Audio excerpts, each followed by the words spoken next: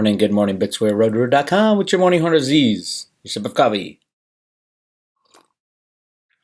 Sad news today. Amazing news, crazy news. Bart Chilton has died of a sudden illness. Of course, the conspiracy side of me is chiming ding, ding, ding. For those who don't know, Bart Chilton was the only CFTC commissioner to say that the silver market was being rigged. And shocking news. And something I hope, truthfully, what I really hope is that he didn't die and he's just being put in witness protection program. But I don't, there's very little information. RT came out with a post. Here he is. He was had his own show on RT called Boom and Bust, and he had just recently started talking about silver manipulation that he dealt with back when I was dealing in silver. If you go back in time, here's October 26th is when he first started coming out publicly when he was a CFTC commissioner, talking about silver manipulation. Here's an article. This is 2010. Bart Chilton, the commissioner for the CFTC, has made comments Tuesday at the start of a public meeting where the agency will be proposing new rules to strengthen its anti-fraud powers. The agency's enforcement division over 2 years now has been probing the silver market amid a flurry of complaints by investors who raise fears of potential price manipulation. CFTC hasn't provided any updates on the investigation. This, I think, was the third or fourth investigation in silver. And Chilton says he thinks the public deserves some answers to their concerns that silver markets are being and have been manipulated. This is a quote. "I believe there have been repeated attempts to influence prices in silver markets. There have been fraudulent efforts to persuade and deviously control the price." That got everybody stirred up. And then what happened 2 years later, JP Morgan Silver Pro dead in the water. CFTC sides with the bankers. They dropped it. That's in August of 2012. So we have the only CFTC commissioner ever with the balls enough to state what is obvious, that the silver market is 100% rigged, and ends up dying instantly. Not instantly. Let me read what they said. With great sorrow, we announce that our beloved colleague, Bart Chilton, has passed away after a sudden illness. That's basically all you know right now. 58 years old, a sudden illness. It stinks to high heaven. Why does it stink? Why now? First of all, we know the DOJ has an ongoing investigation into silver price manipulation. We know Bart, as recently as November 20th, came out and started talking about silver manipulation and gold manipulation. Here he is on November 20th talking with Peter Schiff. Here's how he started the interview. Bart Chilton started the interview off by asking Peter about JP Morgan traders who recently pleaded guilty to manipulation in the precious metals markets. Peter acknowledged that there was some manipulation in gold and silver markets. This is ex-CFTC commissioner saying, hey, what about JP Morgan? Well, that's not the big one. The big one was just posted and now I think has been taken down. That's an interview he did with Chris Marcus where he actually, and Ted Butler did a great analysis of this. He actually admitted exactly what was going on. This is a post by Ted on April 4th. He goes through the background of the manipulation story that he had uncovered over the past, since the 1980s. That's how long this has been going on. And then he posts a link to the Chris Martenson interview, which is now gone. Now, this is just literally a few weeks ago. And those of you in the silver market probably had heard of it. So luckily, Ted outlines what was revealed. He said, okay, that's the background and timeline, so why am I walking you down memory lane today? It seems Bart Chilton, whose tenure as commissioner at the CFTC ended in early 2014, has chosen to speak out on the silver manipulation and his and the agency's role at that time. It is the first time that an insider has confirmed virtually everything I've alleged about JP Morgan. So here are the points. Ted is brilliant, and they can't erase this one because it's all over the silver internet. At the 3:30 mark, Chilton acknowledges that he first learned of the allegations of a silver manipulation from Ted Butler. And then he goes on to say he asked for an enforcement division investigation only after Andrew Weir contacted him in 2010, which I indicated is contrary to the verified record, which indicated the investigation began in September of 2008.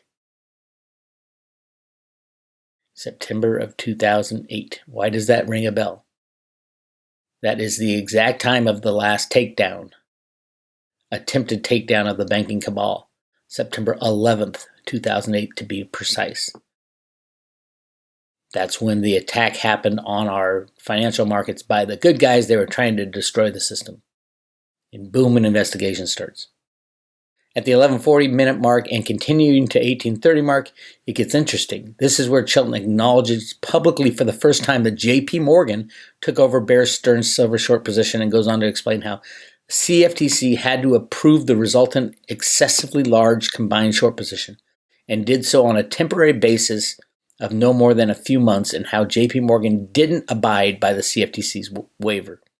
He also points out how the head silver trader for Bear Stearns also went over to JP Morgan and continued to trade the position there. Chilton states that he was shocked at how large the JP Morgan silver short position grew to, and implies it was eventually worked down. Perhaps JP Morgan's silver short position was worked down temporarily as it rigged prices lower. But as regular readers know, JP Morgan has continued to add shorts and buy back on lower prices to this day, a decade later. At the 2:20 mark, Clinton acknowledges that the agency had plenty of evidence of manipulation, but not enough to bring charges, and asks for outside help in determining whether the evidence was enough to bring charges. Chilton claims he extended the invitation for another year and believed there was enough evidence to bring charges. It should be noted, even though I caused the investigation to be initiated in the first place, I was never contacted. They never contacted Bart Chilton. At the 36:40 mark, Chilton acknowledges for the first time that the Justice Department was involved in the 5-year silver investigation, but dropped interest. Remember, this is during Obama. Dropped interest after the CFTC closed the investigation. He suggests the DOJ is understaffed, which is bullshit. Also mentioned is that Chilton had perhaps 100 separate meetings on the silver investigation back then, in addition to dozens of official agencies on silver that the agency held. It's remarkable, with all that attention, JP Morgan was able to continue to manipulate silver prices to this day without missing a beat. And I distinctly remember, all through this time, which Chilton described as full of high drama behind the scenes, not one word was offered publicly to warn anyone that there were strong official suspicions of manipulation. All I ever recall the CFTC found in all my allegations of silver manipulation is to be completely unfounded. Chilton seems to be saying something quite different in this interview. What Chilton said confirmed just about everything I've written, and for that I am grateful. Again, all my analysis has been based strictly on public data. While I'm happy for the confirmation, I'm also outraged and disgusted that the CFTC and DOJ failed to end the manipulation and that JP Morgan has continued on its merry and illegal way. I've reached the conclusion that JP Morgan is so well connected and backed by such legal firepower that even the U.S. government, certainly in the form of the CFTC, but now including the Justice Department, is no match for it. As a result, my expectations for the DOJ cracking down on JP Morgan have been reduced to a faint hope, although it saddens me to admit that. That said, I do believe more than ever that it will be JP Morgan's actions over the past decade that will power silver and gold higher. No one would acquire the massive amount of physical silver and gold that JP Morgan has accumulated without the expectation of a monster payday. Separately, Chilton's confirmation that the CFTC and DOJ were investigating and pressuring JP Morgan would seem to dispel any notion that it was or is the U.S. government behind silver manipulation. The CFTC and the DOJ are U.S. government institutions, after all. They may be no match for JP Morgan, but that's a far cry from either being involved in some conspiracy to manipulate prices. Finally, the degree of alarm and concern by the regulators, according to Chilton, would seem to mock all the manipulation deniers who maintain there is nothing to see. According to Chilton, the regulators saw plenty to be concerned about. It is amazing that all these years, after all these years, there's confirmation from a guy who worked for the CFTC, saw all the documents, admitted that absolutely silver manipulation was happening, and then one day, weeks after this exposure, he's gone. Again, I hope it's more of a witness protection type of thing, where they're making him disappear. They'd have to shave his head, obviously. Loved his hair. I hope he's in the witness protection program and wasn't taken out by the criminals. That's what I hope, because he didn't deserve to die so young. And obviously his friends and family would be beside themselves. So let's hope it's witness protection program. But it is with great sorrow that we announce he passed away after sudden illness. If you want to get a gist of just how cool he was, go to the CFTC Trading Commission. You can read all his speeches. They're good. He was hamstrung, obviously, by the criminals within the CFTC and within the U.S. government and the banking system, but he got his little... he had a great way of writing and speaking.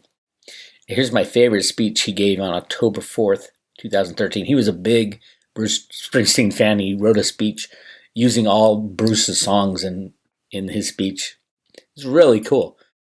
I go check it out. Go to the CFTC.gov website and look up speeches and testimony. It's called The Boss, October 4th, 2013. But let me read you his conclusion, which is kind of, is it a eulogy or is it a conclusion? This is a speech that Bart Chilton gave, and using all the Bruce Springsteen song. At the end, he said, "This life," which is a Springsteen song. So it's our boss's journey for today. I'll leave you with this. We are all only here for a short time in this life. Most of us try to be true. Like many of you, I feel fortunate to have been in the position to try and make a difference by being an honest broker, calling BS, and when needed, putting people on the thunder road of public attention. It has been a long time coming, but we are close, we really are, to having a more reasonable and responsible financial sector. It's not far down the road apiece. It wouldn't require the wish of magic or counting on a miracle. It won't be just empty sky, land of hope and dreams. It will be real. We only have to continue to do what we've been doing. Being persistent and persevere. Me and the available regulatory tools, and you armed with the keyboard or microphone and the truth. I'm ready, born to run, and I know you're ready. Come on, it will be the boss.